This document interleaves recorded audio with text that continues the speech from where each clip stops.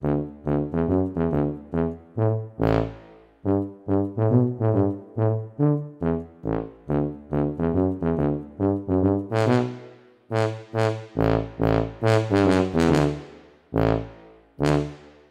le bonjour, alors aujourd'hui on est le 29 octobre, on est chez Agnès. Vous savez que la dernière vidéo que j'avais fait, j'avais vu un frelon asiatique tourner autour de la ruchette que j'étais en train de filmer.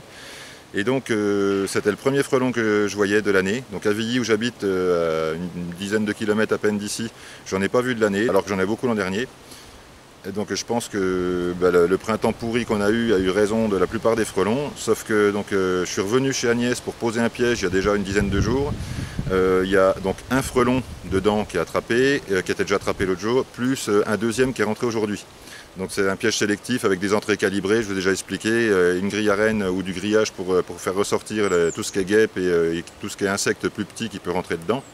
Donc oui, la dernière fois en partant de chez Agnès, j'avais voulu chipper une pomme dans son pommier qui est là-bas vers l'entrée et du coup j'avais constaté qu'il y avait des frelons asiatiques dessus. Donc j'en avais vu quand même 4 ou 5, donc je me suis dit bon bah là il n'y a pas à tortiller, les frelons sortent pas de nulle part, ils sortent bien d'un nid alors qui est peut-être pas forcément très proche.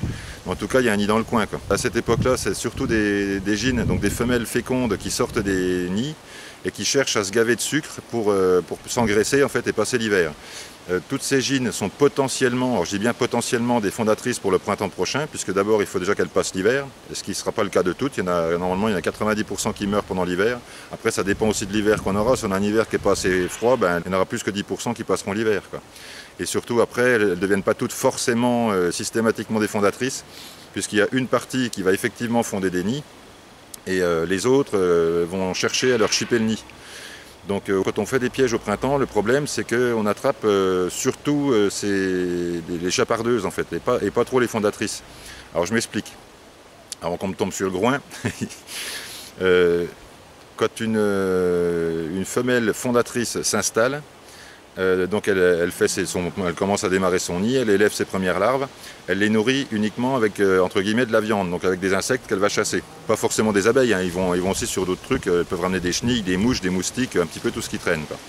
Donc elle va nourrir ses larves avec ça, et en échange entre guillemets, les larves vont régurgiter un liquide protéiné dont la reine va se nourrir. Et le truc c'est qu'une reine qui est nourrie avec des protéines sera beaucoup plus prolifique, sera capable de pondre beaucoup plus d'œufs qu'une reine nourrie avec du sucre. Alors quand on pose des appâts sucrés au printemps, et alors là pour l'instant je ne suis pas catégorique, hein, pour l'instant c'est encore pas trop si c'est bien ou pas de le faire. Alors certains ne jurent que par ça, d'autres disent qu'il ne faut surtout pas le faire. Pour l'instant on n'en sait pas assez pour être sûr et certain de ce qu'on raconte, quoi. En attendant, au printemps, enfin moi mon avis à moi c'est qu'au printemps, si vous posez des pièges à appâts sucrés, vous allez attraper surtout les chapardeuses qui elles se nourrissent de sucre, et la reine qui est déjà installée, donc les fondatrices sont déjà installées, étant nourries avec un liquide protéiné, n'ont pas besoin de sucre. Donc du coup, elles ne vont pas forcément rentrer dans les pièges. Donc en piégeant les chapardeuses, on va limiter la concurrence entre les reines, et ce qui fait que en fait, on va permettre aux reines qui sont déjà installées de se développer sans problème, sans encombre, sans interruption, et donc à la fin de l'année avoir des nids beaucoup plus gros, d'où sortiront plus de gynes potentiellement fondatrices, etc., etc. Donc là, on est l'automne. Les frelons sont beaucoup sur les pommes, vous l'avez certainement remarqué chez vous. Donc ce que je vais faire, c'est que je vais arrêter avec mon mélange bière, cassis et tout ça. Et donc je vais remplacer simplement par des pommes. Donc j'ai apporté des pièges, alors je vais vous les montrer tout à l'heure, hein, on va aller faire ça après. Donc j'ai apporté mes fameux pièges à fleurs là, mais vous pouvez mettre des bouteilles. Alors par contre si vous mettez des bouteilles, s'il vous plaît, mettez des entrées calibrées à 8 mm pour éviter que les frelons européens rentrent dedans, et mettez des grilles autour pour que les guêpes puissent sortir, quoi. Le but c'est d'attraper les frelons asiatiques, c'est pas d'attraper tout ce qui traîne, et voilà, d'autant que les frelons européens peuvent potentiellement aussi, c'est pas forcé, c'est pour ça qu'il y a toujours des gens qui vont me dire oui mais moi chez moi il y a les deux, ils se battent pas, etc. Le frelon européen est quand même dans beaucoup de cas, un concurrent du frelon asiatique. Ce qui fait que piéger les reines frelons européens maintenant, qui potentiellement pourront faire un nid au printemps, c'est aussi défricher le terrain pour que l'asiatique s'installe plus facilement, quoi.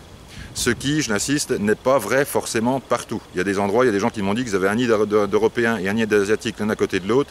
Et s'il y a assez de ressources dans le coin en insectes et en nourriture sucrée, normalement, bah oui, ils peuvent cohabiter. Par contre, si c'est dans un endroit où il y a moins de ressources, bah là, par contre, ils vont se bagarrer. Voilà. Donc là, je vais arrêter tout de suite pour l'introduction. Je vais vous emmener, donc je vais vous montrer un petit peu déjà quelques frelons asiatiques là, qui se baladent autour. Je vais aller chercher ma tapette parce que là, ça me démange de les écrabouiller. Comme il y a encore beaucoup de pommes par terre, je vais les mettre dans les pièges, je vais poser les pièges et puis on va ramasser toutes les pommes qui sont encore bonnes. Comme ça évitera que les frelons aient le dessus.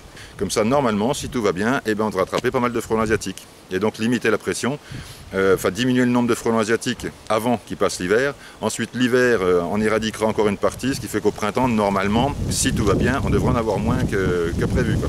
Voilà. Allez, le vent se lève, j'y vais. Je vous retrouve là-bas et ben, à tout de suite. Alors je suis vraiment désolé pour le vent, hein, ça va sûrement faire un peu de bruit, mais bon. Donc là, je vous ai ramené mes pièges à fleurs, mes fameux pièges à fleurs que vous connaissez, pour les gens qui regardent un petit peu les vidéos. Donc là, dans ceux-là, j'ai des cônes. Alors l'histoire de la fleur autour, je suis pas sûr que ça soit très efficace, mais en tout cas, voilà, ça fait de la déco, c'est joli. Et peut-être que ça apporte quelque chose, j'en suis pas sûr. Donc là, c'est des cônes avec des trous de 8 au bout, donc j'avais calibré avec un forêt de 8 pour que les frelons européens ne puissent pas passer dedans. Donc celui-là, il était directement avec des entrées comme ça. Je l'avais fait sans faire de cône. Bon, je sais pas ce qui va le mieux. En fait, l'an dernier, les deux avaient bien fonctionné, donc on va remettre les mêmes, on va pas s'embêter. Donc c'est simplement des boîtes en plastique à gâteaux que j'ai récupérées chez l'épicière du village, enfin chez la patronne du bistrot aussi en même temps. Et donc j'ai mis des grilles à rennes pour que tout ce qui est de la taille d'une guêpe puisse ressortir. Il y a 4 cônes d'entrée. Il y a deux grilles à rennes sur celui-là. Là, il y a 3 entrées, une grille à rennes sur celui-là. Donc voilà, puis l'autre là, c'est le même. Donc j'ai pris des pommes, donc certaines sont déjà, regardez ce qu'ils ont déjà mangé, quoi. Alors ce que j'ai fait aussi, c'est que j'ai pris ça. Donc, voilà, j'ai pris des vieux bouts de couvain comme ça, enfin des vieux bouts de machin, il y a même encore un peu de couvain dedans, il y a un peu de teigne, il y a un peu de tout ce qu'on veut. Ça sent la cire, donc je pense que ça peut les attirer. Donc j'en ai mis un dans chaque boîte. Et puis là, je vais mettre des morceaux de pommes. Alors celle-là, je vais la couper en deux. Hop. Voilà. Un morceau comme ça. Donc je vais les appâter tous à peu près pareil. Je vais mettre un morceau de pomme fraîche. Vous voyez, celle-là est déjà attaquée, donc c'est qu'elle est assez mûre. Si vous mettez des pommes vertes, ça ira pas. Donc voilà, je vais mettre des morceaux de pommes comme ça que je vais couper. Pour que ça ait bien de l'odeur. Hop. Voilà, en quartier, comme ça, c'est pas plus mal.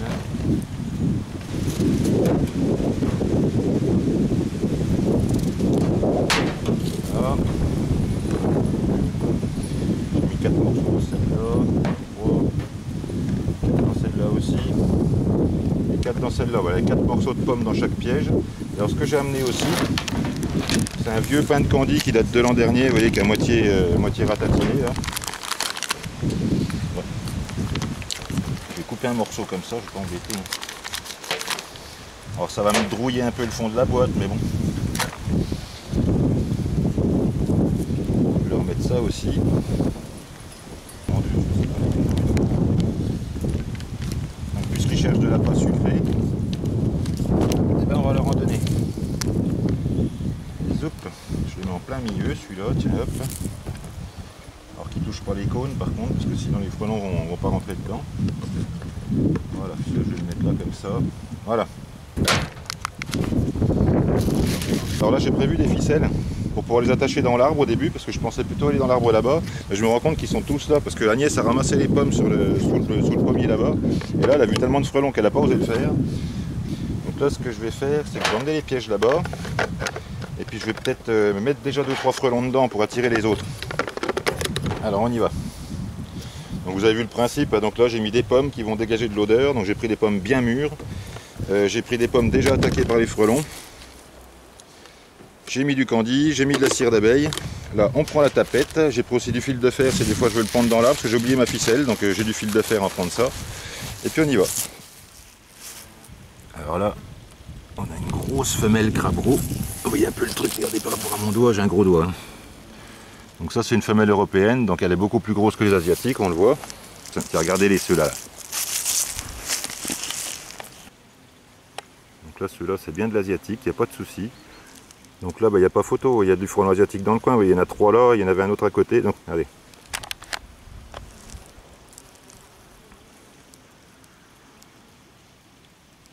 Ben voilà. Hein. Donc on va essayer de remédier à ça. Allez, je vous reprends tout de suite avec les pièges et puis on va installer ça. Voilà, vous voyez, j'ai installé le bout de candy, puis des pommes coupées pour les attirer. Donc visiblement les pommes coupées ça marche bien. Ce que je vais faire... Ah, il y a un européen et un asiatique par contre. Un pépère européen, on va le laisser tranquille. Tiens, regardez sur la pomme, vous le voyez là. Hein. Ça pépère. Je vais prendre un petit coup de ça. Hop là, dans le piège. Alors pourquoi je mets des frelons dans les pièges? Simplement parce que le frelon attire le frelon, donc si les autres sentent qu'il y en a dedans, ça va les attirer mieux, quoi. Donc le premier que j'ai tapé est vraiment mortibus, ça. Puis ben, l'autre il est encore vivant, donc je pense que ça va attirer un peu. Allez, je vais installer ça sur le pendant l'arbre, comment ça se passe?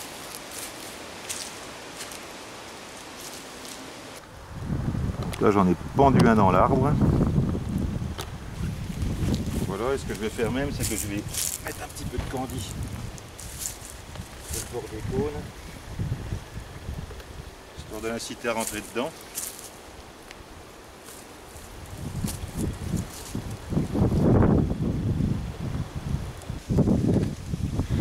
Tadam! Donc lui, il va aller dans le piège aussi. Je vais en mettre le même nombre dans chaque boîte, comme ça on saura.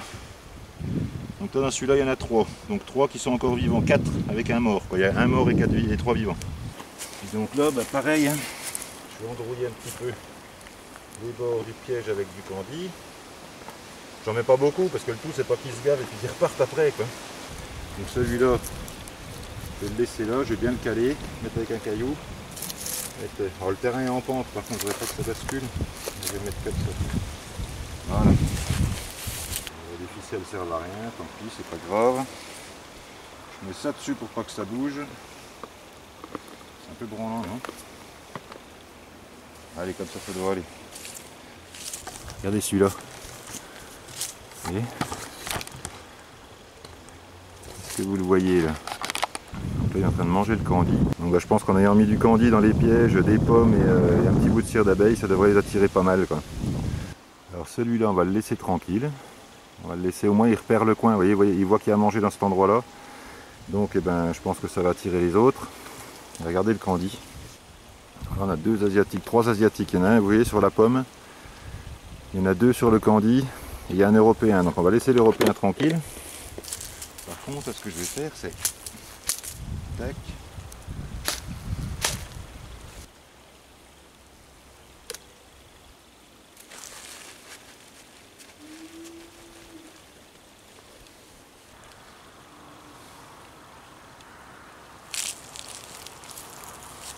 Donc les Européens, je les laisse, hein, bien évidemment. Hein.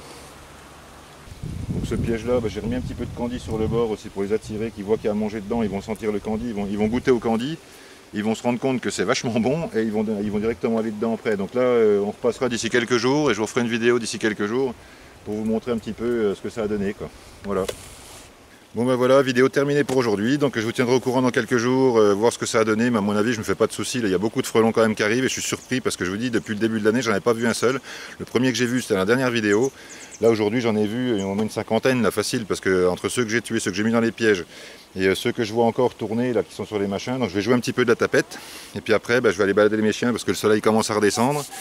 Et puis je vous donne des nouvelles bientôt. Donc si vous avez des frelons, n'hésitez pas à les piéger maintenant. C'est mieux à mon avis de les piéger maintenant qu'au printemps. Maintenant ça se discute. Donc comme je vous ai dit tout à l'heure, on reste calme sur les commentaires. Merci. En attendant, plus vous déglinguez de frelons maintenant, mieux ça vaut, quoi. Du frelon asiatique, attention, pas les européens. Alors par contre on aura un problème dans pas longtemps. À Marseille ils ont trouvé des Vespa orientalis, donc du frelon oriental. Et le problème c'est qu'il est de la même taille que les frelons européens. Donc le côté sélectif des pièges avec les trous de 8, le problème c'est que si on veut piéger l'oriental, il faudra faire des trous plus gros. Donc du coup on va piéger autant d'européens que d'oriental, donc ça me pose problème, quoi. Donc j'espère qu'il ne va pas arriver chez nous, j'espère qu'il ne va pas trop s'étendre, que ça va être vite étouffé dans l'œuf et qu'on ne va pas avoir une invasion de partout. Pour l'instant c'est que à Marseille qu'on en a trouvé. Donc avec un peu de chance, s'ils trouvent le nid, qu'ils le détruisent et que les gens posent des pièges et tout, peut-être qu'on pourra essayer d'éviter la catastrophe, quoi. Voilà. Allez, en attendant, je vous dis comme d'habitude, portez-vous bien, surveillez bien vos abeilles, faites attention aux frelons et à bientôt pour les prochaines vidéos.